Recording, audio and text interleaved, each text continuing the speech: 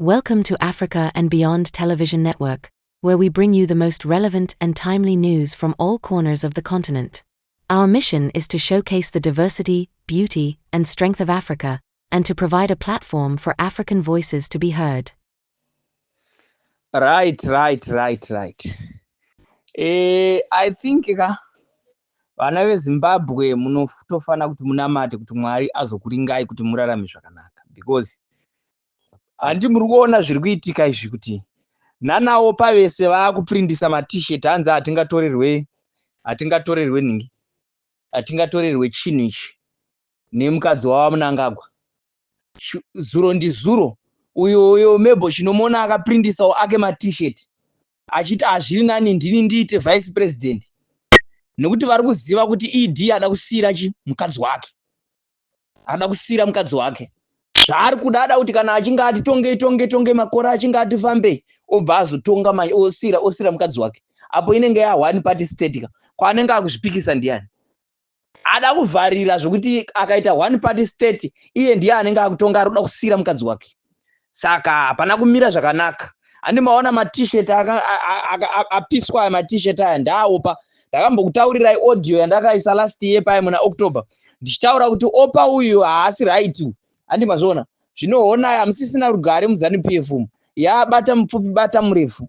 Opa ari kuprindisawo maT-shirt hanzi handingatorerwe chinhu naamai Mnangagwa. Mnangagwa ada kusira mukadzi wake. Pakamira kunyangara mani.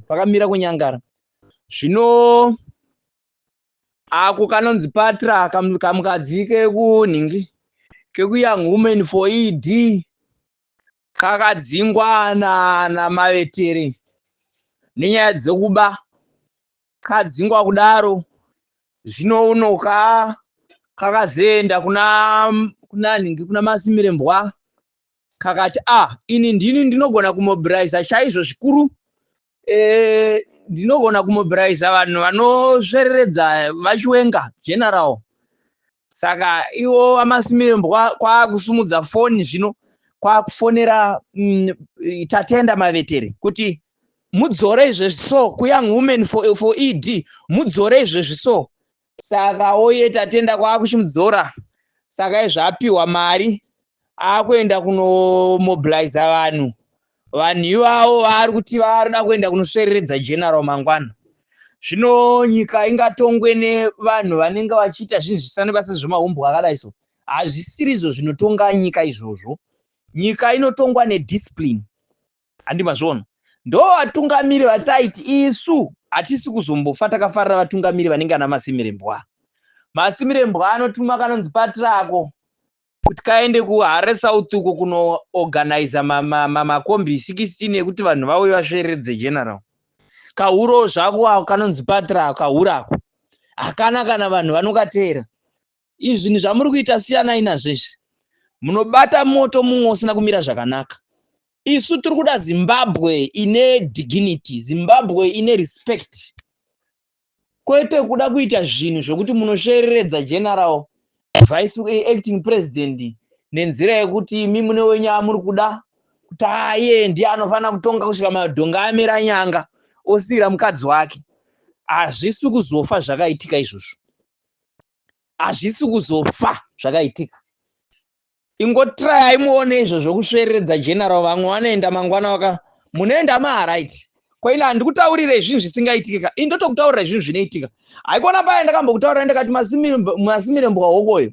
Masimirembwa akabva azomhanya kuenda kunondivhurisira dhoketa achiti ndindakakanda mabhombo. Ndanga ndiriko here kwaakanga achiti ndanokanda mabhombo. Ndakakupai warning imba imatochenjera, because zvese zvandotaura zvinoitika. Masimirembwa ndakamupa warning akabva anokandirwa mabhombo. Handi mazvona. Ingoitai chete zvamunoita mangwana, itai mumusvereredze general mangwana. Muone kuti hazvisi kuzopera zvakanaka. Iwe Patra iwe usafurirwa uchiri mwana mudiki zvokuti dai watomboekontinya nenyaya dzako dzechihure idzi. Handinozoona iyi nyaya wada kubatiswa unobatiswa mota.